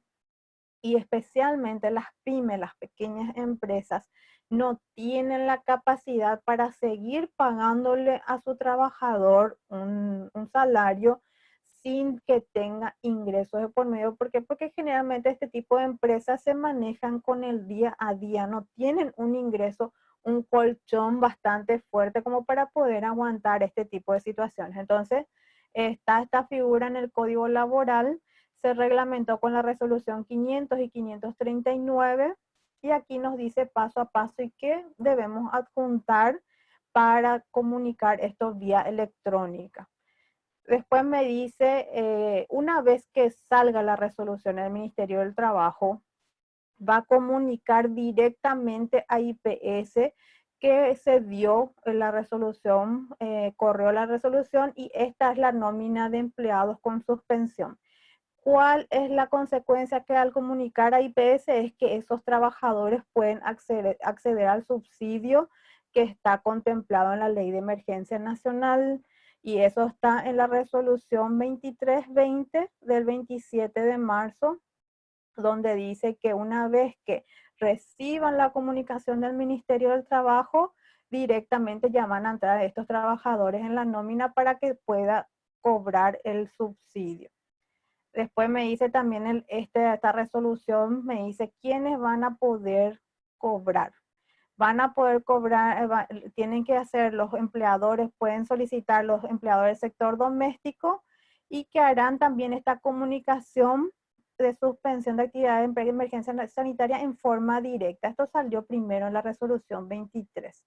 Pero después quitó una resolución, la resolución 25 IPS, donde dice aquellos trabajadores domésticos, para que se inicie el proceso de pago, primero tiene que ser autorizado por el Ministerio del Trabajo, incluso aquellos trabajadores del sector doméstico. O sea que no es como en un principio dijeron en esta resolución, que en forma directa yo comunico y ya está, ya corre el subsidio para el sector doméstico. En la siguiente resolución que quitaron el 3 de abril, dice que únicamente van a cobrar este subsidio las nóminas que el Ministerio del Trabajo remite al IPS, inclusive los del sector doméstico. Pero ¿y cómo van a hacer el sector doméstico siendo que no tienen número patronal para comunicar? Entonces nos dieron este correo electrónico donde dice trabajodoméstico@mtss.gov.pi, donde tenemos que adjuntar el formulario que está en la resolución 539, completar, adjuntar y enviar. Entonces, estas personas que atienden este correo van a remitir la nómina de quienes aceptaron la suspensión del trabajo doméstico, o sea que no es directo. No es directo la comunicación a IPS, la suspensión para que ellos puedan cobrar. Para que ellos puedan cobrar, yo tengo que hacer este trámite previo, enviar el formulario a este correo y ellos comunican a IPS. Ahora, la pregunta que siempre me hacen los alumnos en todos los grupos es, ¿y tengo que comunicar a IPS para que no siga corriendo el aporte patronal, el aporte de IPS? No hay nada todavía que me diga nada. Según las palabras de los funcionarios, es que no va a correr el tiempo que dure la suspensión que otorgó el Ministerio de Trabajo, tampoco va a correr la obligación de pagar el aporte. Pero ¿cómo hacemos esa comunicación? Había una opción dentro del sistema REI donde nos daba la opción para comunicar suspensión COVID, decía. Pero después quitaron, por lo visto no estaba funcionando bien. Hoy no probé, no revisé si estaba funcionando, pero hasta el viernes que probé eso no estaba funcionando. O sea que en teoría nosotros también tenemos que comunicar. Porque lo que el Ministerio de Trabajo comunica a IPS es para el cobro del subsidio. En ningún lado dice que con eso ya está comunicado en IPS la suspensión para que no siga corriendo los aportes. Y otra pregunta ahí es, ¿el trabajador va a seguir teniendo atención médica durante el tiempo de suspensión? Y ahí es otro tema. Vamos a ver. Hay algunas consultas acá. Bueno, antes de leer las consultas, bueno, según los funcionarios del Ministerio del IPS, nos dice que la atención médica no va a ser interrumpida para el titular, esto es según lo que dice la Ley de Emergencia Nacional, pero en realidad cuando hay suspensión de trabajo, generalmente también hay suspensión de atención médica. Pero como la Ley de Emergencia Nacional establece que en todo este tiempo no va a haber interrupción de atención médica, entonces nosotros llegamos a la conclusión de que no va a ser interrumpido esa parte. Ahora el problema y lo que está todavía incierto es de qué pasa con los beneficiarios. Porque si bien es cierto, la atención médica está contemplada en la ley de emergencia, en ningún lado dice que si es que no hay aportes, no se ha interrumpido la atención médica a los beneficiarios. Entonces, todo esta normativa que está saliendo en el día y sin prever todo lo normal, lo que suele suceder normalmente, porque es algo que nunca sucedió. Yo creo que es algo que para el cual nadie estaba preparado. Entonces hay que ir haciendo las consultas y también seguir, estar atentos a todas las noticias que nos van dando. El otorgamiento de vacaciones, cómo se documenta si el trabajador ya no asistió al lugar de trabajo. Se menciona que la comunicación es por la pandemia, 30 días tengo para comunicar sin multa. Bueno, acá me dice la resolución que yo no tengo obligación de comunicar, como siempre, con 15 días antes y demás. Pero igualmente yo le tengo que entregar su salario a este trabajador. Entonces, al momento de entregarle al trabajador su dinero, ahí yo le hago firmar el recibo de que recibió en concepto de vacaciones, tanto y tanto en concepto de su salario. No me queda otra. Yo hice de esa manera, con el recibo de salario. La suspensión para algunos de los empleadores nomás, bueno, yo puedo hacer una suspensión de contrato de trabajo total o parcial. Total, ¿qué significa? A todos los trabajadores. Y parcial solamente a cierto sector. Por ejemplo, yo necesito que solamente esté trabajando del área administrativa dos. Necesito uno de caja y otro de contabilidad. El resto puedo hacer suspensión de contrato de trabajo por este tiempo que no hay luego mucho movimiento. Entonces le dejo activo a estos dos y a esos 8 que están en área administrativa le doy suspensión de contrato laboral. Eso es suspensión parcial. Suspensión parcial no es lo que se suele entender que yo le puedo dar a mi empleado medio día de trabajo y medio día no trabajo. No. Suspensión total es cuando le doy a todos mis empleados y suspensión parcial es cuando solamente le doy a algunos trabajadores suspensión y al resto siguen activos. Dice, si se suspende, la persona la misma debe cumplir igual con los trabajos, el horario no. Suspensión de trabajo, de contrato de trabajo es suspensión de actividades laborales. No tiene obligación de ir a trabajar, no tiene tiempo de cumplir, no tiene obligación de cumplir un horario y mucho menos rendir cuentas a su empleador, porque le está suspendiendo el contrato. Quiere decir que ninguna de las partes, por ese tiempo que la resolución le permitió, ninguno de los dos tienen obligaciones uno con el otro. El empleador de pagar y yo como trabajador seguir cumpliendo mis quehaceres, porque no me va a pagar. Yo incluso como trabajador puedo ver otras formas de trabajo mientras tanto, y cuando se termine la suspensión de contrato de trabajo, ir y volver a mi trabajo en forma normal, o optar a no llegar, a no irme más también, pero ya no hay trabajo. Yo no tengo obligación de volver a trabajar si es que se hizo suspensión de contrato de trabajo hasta la fecha que dice la resolución. Dice la resolución del ministerio, pero solo el 704, nada más significa que desde el 27/4 debe ingresarse el nuevo trabajo. La resolución del ministerio solo dice del 7 de abril al 26 de abril. Y es doméstica, significa desde el 27 de abril debe ingresar a sí mismo. Sí, porque en esa resolución te dice cuál es desde cuándo inicia la suspensión y cuándo termina. El 27 tiene que volver a trabajar. Y si es que no se dan todavía las condiciones, entonces puede pedir una prórroga más de esta suspensión del contrato de trabajo. ¿En cuánto tiempo sale la resolución? Y no hay un tiempo establecido. No hay. Ahora con la pandemia no están cumpliendo ninguno de los plazos. Normalmente esta suspensión sale en 30 días. En un tiempo normal pues, sale esta resolución. Pero en este tema de la pandemia, en algunos salen una semana, otros 2 semanas, hay algunos que hace 3 semanas ya presentaron y todavía no tienen respuesta. La verdad que no hay un tiempo, pero en tiempo normal es 30 días. También IPS establece en el decreto 3442 establece medidas adoptadas que declara el estado de emergencia, donde los empleadores adheridos al sistema de registro electrónico REI y se encuentren al día hasta febrero podrán financiar las planillas correspondientes a los meses de marzo, abril, mayo del 2020. Pero ojo, este empleador, para que se le pueda otorgar un financiamiento con una tasa cero y hasta 18 meses, tiene que estar al día hasta febrero. Incluso para que sus trabajadores puedan cobrar el subsidio, esta patronal tiene que estar al día hasta febrero. No puede estar atrasado en sus planillas de febrero para adelante. Dice, ¿cómo declaro a IPS en ese caso? En el caso ¿en cuál de los casos, Blanca? ¿Y qué pasa con la suspensión, con la cuarentena inteligente? Bueno, cuando se va levantando la suspensión de trabajo, hay en forma paulatina.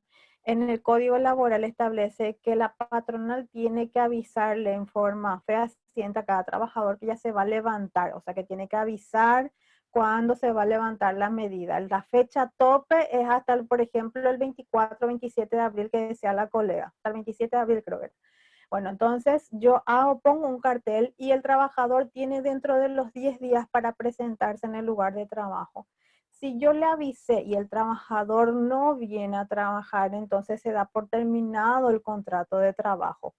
Pero yo tengo que avisar a mi trabajador que ya se va a ir levantando. O sea que si con este tema de la cuarentena ya se van levantando las restricciones, yo puedo ir también comenzando a trabajar, no hay ningún inconveniente de que yo levante también la suspensión del contrato de trabajo, pero esto tiene que ser en compañía y comunicación al Ministerio del Trabajo. Yo tengo que comunicar que también ya estoy levantando mi suspensión del contrato de trabajo, porque hay algunos que ya por prevención 3 meses pidieron, algunos.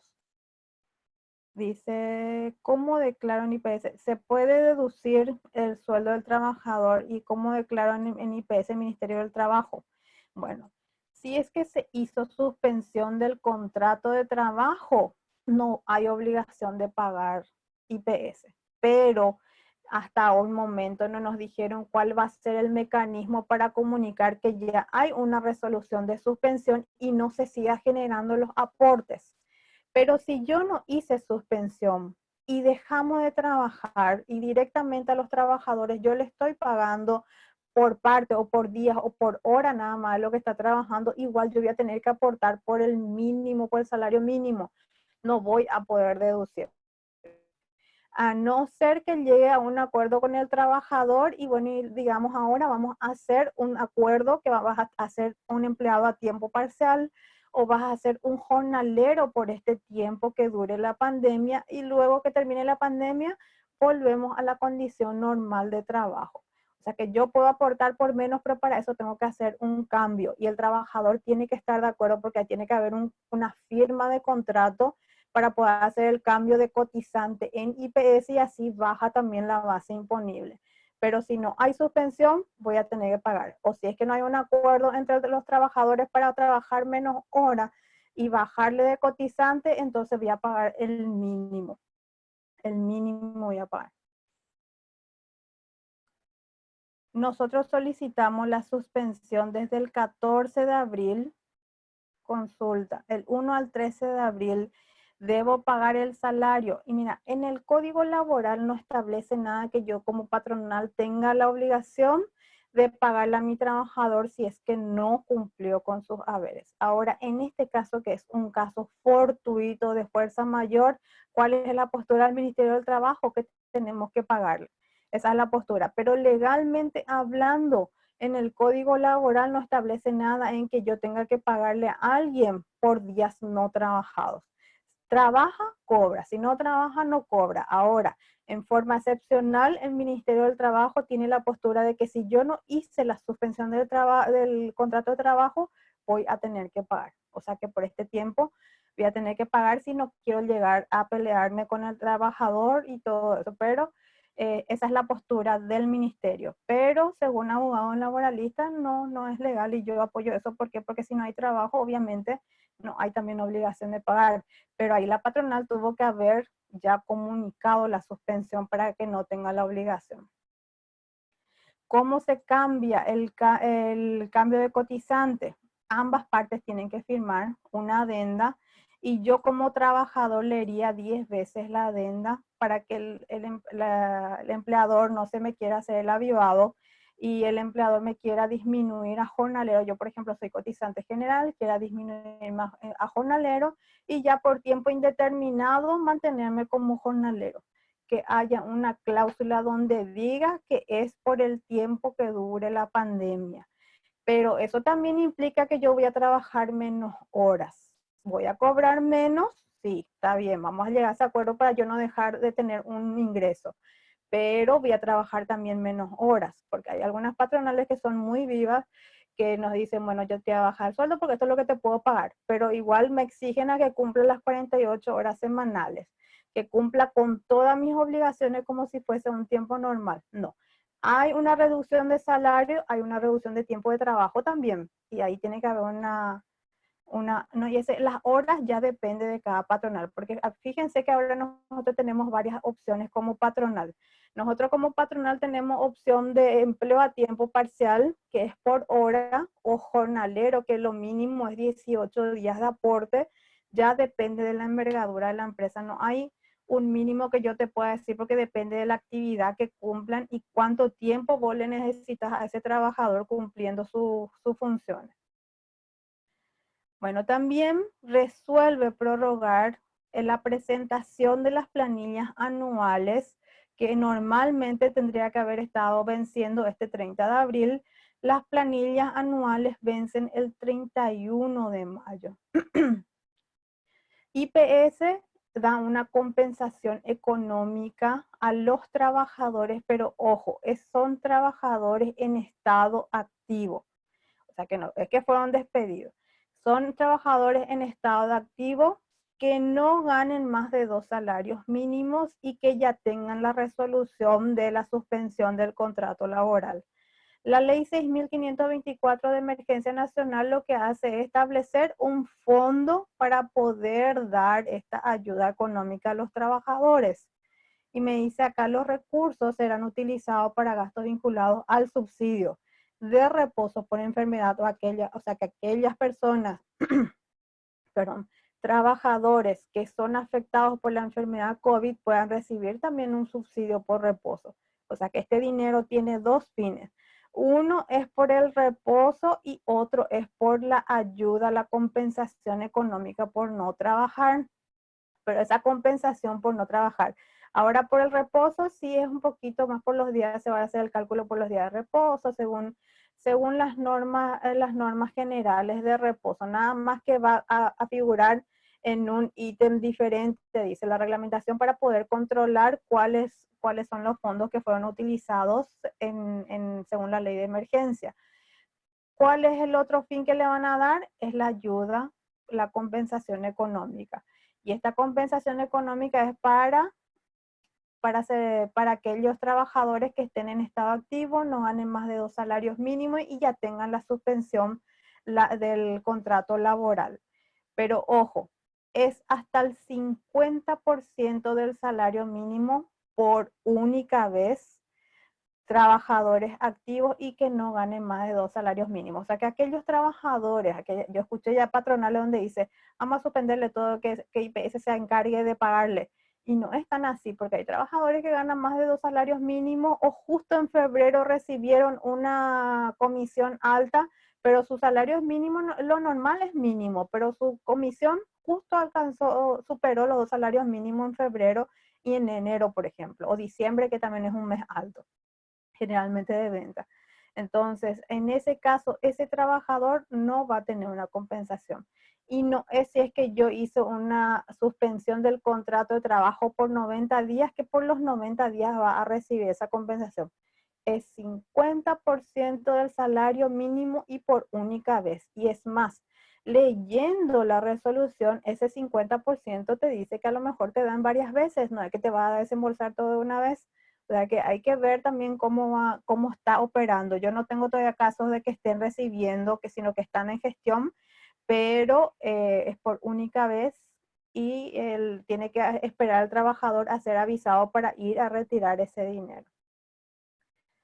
Y acá me aclara la resolución que es para los sujetos que están en estado activo y que son para las empresas que estén en estado al día hasta las planillas de febrero del 2020. Es para el cese total de las actividades de todos los sectores económicos o parcial, porque puede ser que también se suspenda solamente para algunos trabajadores. El inicio del proceso de la compensación económica se origina desde las nóminas que fueron comunicadas al Ministerio del Trabajo. El Ministerio del Trabajo se encarga de comunicar a IPS cuáles son los que están en esa nómina. También me dice que tiene prohibido el Instituto de Previsión Social no dará trámite a ninguna solicitud de compensación por suspensión en base a comunicaciones que no estén certificadas por la Administración del Trabajo, que es lo que vimos hace rato, ya que incluso el personal doméstico primero tiene que pasar por el proceso del Ministerio del Trabajo para luego que le puedan aplicar el subsidio. Después el subsidio de reposo, cuando los trabajadores cotizantes estén con el diagnóstico médico COVID, también tienen que tener certificado médico emitido por profesionales del Instituto de Previsión Social o por médicos externos. Y esto, el cálculo para el requisito para el cobro es según lo que dice la ley 1860/50, artículo 32. Y el monto máximo a recibir es según la ley 1860, artículo 82, para saber cuánto va a cobrar esta persona por reposo, que generalmente es el 50% del promedio de su salario, de su último salario. Luego nos dice, habilitaron, como hay muchos trabajadores con incertidumbre y no saben si la patronal inició o no el trámite de suspensión, habilitaron un lugar de consulta. Algunos me dicen que hicieron el trámite, pero no aparece igual. Otros me dicen que la patronal dijo nomás que hizo la suspensión, pero no hizo nunca la suspensión y los trabajadores siguen esperando la ayuda económica Entonces, acá hay un número donde también yo puedo llamar como trabajador y ver si es que realmente mi patronal hizo la comunicación o por lo menos está en trámite esa suspensión de contrato de trabajo.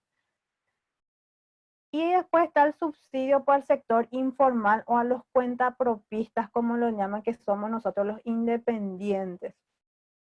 Esta compensación económica, teníamos dos compensaciones económicas. Uno para el sector formal que está bajo relación de dependencia, dependientes de IPS. Luego está la compensación económica, pero para aquellos independientes que lo llaman cuentapropistas, o también para el sector informal. Y van a tener un subsidio hasta el 25% del salario mínimo que puede otorgarse hasta 2 veces. Pero para esto habilitaron todo un mecanismo y también tiene su requisito. Primero que nada, tienen que tener mínimamente 18 años, no tienen que ser cotizantes de ningún seguro social, no tienen que ser contratados de una entidad del Estado, no tienen que ser jubilados, pensionados, entidades de jubilaciones, pensiones públicas o privadas y no sean beneficiados de ningún programa de asistencia social como Tecoporá, de pensión alimentaria para adultos mayores y estén registrados o no en el RUC. O sea, que tengan uno RUC no es un impedimento, pero sí es un impedimento a aquellos que son contribuyentes del impuesto a la renta personal.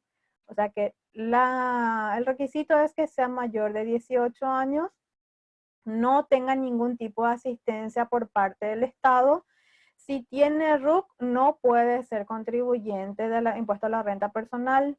Sin embargo, tengo un caso de un contribuyente que es hace años ya contribuyente del RUC, contribuyente de un taxista, no es paraguayo y por no ser paraguayo no pudo acceder a ninguno de los subsidios que dio el Estado y es un contribuyente activo, contribuyente del impuesto a la renta del pequeño contribuyente y ahora el IRE es simple.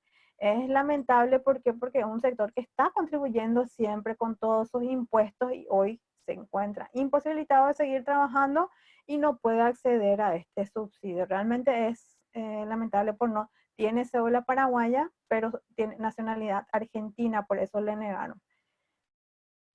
Dice, mientras salga la resolución, el empleado ya deja de ir a su lugar de trabajo, deja de ir a su trabajo en ese tiempo que está en la solicitud de suspensión. En mi empresa se está trabajando por grupos, un grupo por semana, como podemos trabajar, bueno, si es que están trabajando por semanas, pueden llegar a un acuerdo, por ejemplo, como jornalero o empleado a tiempo parcial, que es por hora, y firmar un acuerdo entre las partes. Pero ojo, todo este tema laborales siempre es recomendable hacer en compañía de un abogado laboralista. Que sea un abogado laboralista quien me ayude a elaborar ese contrato. No hagan ustedes nada más como contadores. Acuérdense que nuestro conocimiento es contabilidad, la parte contable y tributaria. Si bien es cierto, hacemos muchísimas gestiones laborales, no tenemos todas las herramientas para poder hacer un contrato de trabajo. Entonces yo no les recomiendo que hagan un copia y pega con respecto a eso. ¿Puedo negociar con ellos para seguir aportando su sueldo? Sí. Acá va a haber una cosa. Yo hago un acuerdo entre las partes y decido no comunicar al Ministerio del Trabajo. Si no comunico al Ministerio del Trabajo y es un acuerdo interno entre las partes, yo como patronal voy a tener que absorber el aporte patronal y el aporte obrero por la diferencia de lo que los trabajadores no están recibiendo. O sea, que ese acuerdo interno y yo no hago un cambio de tipo cotizante en IPS, va a tener un impacto en la patronal que va a tener que absorber ambos. No es que yo le voy a poder descontar esa diferencia también al trabajador. Si ganan 15 millones, ¿no se les paga nada? No, no se les paga nada, no, Valeria. Al sector que gana más de 2 salarios mínimos no tiene ningún tipo de subsidio. ¿Sigue vigente los subsidios o ya terminó el periodo de postulación? Para el PTGO ya terminó, tengo entendido. Después va a haber, depende de los fondos, y tengo entendido que se va a poder abrir otra vez hasta un límite de 2 veces, pero hay que esperar porque ya se cerró el periodo de inscripción. Bueno, ¿qué es el PPO? Aquellos que pueden recibir es una ayuda económica temporal dirigida a ciudadanos que son afectados con sus ingresos. No tienen que tener, o sea que tienen que tener mayor de 18 años, nacionalidad paraguaya natural, tener domicilio o territorio en paraguayo, no aportar ni ser jubilado ni pensionado en ninguna caja de jubilación o IPS, no estar alcanzado por IRP, no ser funcionario público y no recibir ninguna ayuda social del Estado. Ese es el requisito para esto. Y si no recibieron y si hicieron el pedido y no recibieron una respuesta, aquí hay un número donde pueden llamar a reclamar. Esto es lo que ya vimos con respecto a salud y seguridad ocupacional. ¿De qué se trata esto? Se trata, dice, que de designar a un trabajador tuyo como un agente de seguridad, de salud y seguridad ocupacional como titular y otro como suplente. Y desde la Dirección de Salud y Seguridad Ocupacional del Ministerio del Trabajo nos pondremos en contacto con cada agente para evacuar sus consultas a fin de instalar un modo coronavirus de trabajar y evitar así los ambientes laborales sean focos de contagio. El trabajador designado como agente de salud y seguridad ocupacional puede ser o no un técnico registrado en el Ministerio del Trabajo. Nosotros nos encargamos de capacitarle. Y aquí hay varios teléfonos y varios lugares para consulta. Luego también acá ellos publicaron en su página cuál es el fundamento, cuál es la función que van a cumplir estos técnicos en seguridad ocupacional, y sean o no, tengan o no la certificación, igual tenemos que nosotros elegir a 2 personas e inscribirles en esta modalidad. Y es obligatorio para todas las patronales, no es opcional para ninguna. Política de salud, entonces, es conformación de una red de agentes de salud, designación de 2 técnicos, inscripción de técnicos a través del REGOPAP, esto se hace a través con la clave de acceso, a través del sistema REGOPAP, verificación de la coordinación con los técnicos designados y capacitación en salud y seguridad ocupacional de 80 horas a través de Procadis. Esto es lo que está haciendo con respecto a estas personas a quienes van a capacitar, y dice modo coronavirus. Con respecto a esa nueva inscripción en el ministerio, si uno tiene uno solo igual envía, sí. Igual envíala. Ese uno que tenés en la patronal, igual envíala a esta persona. ¿Dónde podés leer más sobre salud y seguridad ocupacional? En el decreto 14.390 del año 92. Ese es el principal decreto que tiene que ver todo con salud, y ahí está con respecto a exámenes médicos admisionales, exámenes médicos anuales, ahí vas a encontrar todo. Ahora, sobre las medidas que van a adoptar con respecto al coronavirus, esto es algo nuevo, no existe todavía, entonces ellos están creando los protocolos. Esto es algo nuevo mundialmente, entonces ellos están creando los protocolos, y para cuidar esos protocolos es lo que le van a poder hacer la capacitación. ¿Dónde? Ahí está. Bueno. Mesa de entrada online, también se creó el Ministerio del Trabajo la mesa de entrada online para hacer todos estos trámites. ¿Por qué? Porque ahora mismo están trabajando a puertas medianamente abiertas. ¿Por qué? Porque para ciertos trámites, nada más, por ejemplo, para cobro de multas, sé que está abierto. Sí, es todo muy nuevo para todos, no solamente para vos, para todos. Nosotros todos en el camino con este tema de coronavirus, todos estamos aprendiendo en todas las áreas, porque todas estas normativas son provisorias por el tiempo que dure la pandemia. Y por último, tenemos aquí una línea de crédito para pequeñas, micro o pequeñas empresas que son afectadas por el COVID. Pero ojo, es solamente el Banco Nacional de Fomento ofrece una línea especial de crédito para pago de salarios. ¿Qué tan conveniente sea endeudarme para pago de salarios? Tengo que analizar bien realmente cuál es mi negocio, qué quiero hacer, qué función cumplen mis trabajadores dentro de mi empresa, porque pues, obviamente para que una empresa siga activa yo necesito personas apoyándome, un equipo completo.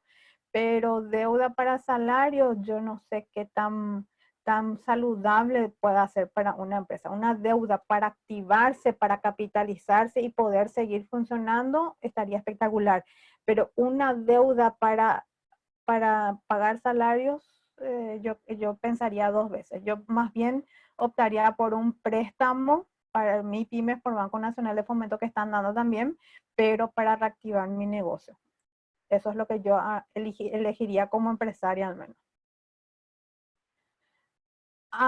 Para contadores publicaron, pero yo la verdad que publicaron que hay un préstamo, una línea de crédito para contadores. Yo no me interioricé en realidad, porque para mí al menos el tema de un crédito tiene que ser la última opción, porque tiene que ser con un fin, no ir a quitar nada más porque ahora yo sé que a lo mejor dentro de unos meses voy a necesitar. No, tiene que ser con un fin para quitar un préstamo. Personalmente, al menos esa es mi política. Cada uno puede tener un criterio diferente.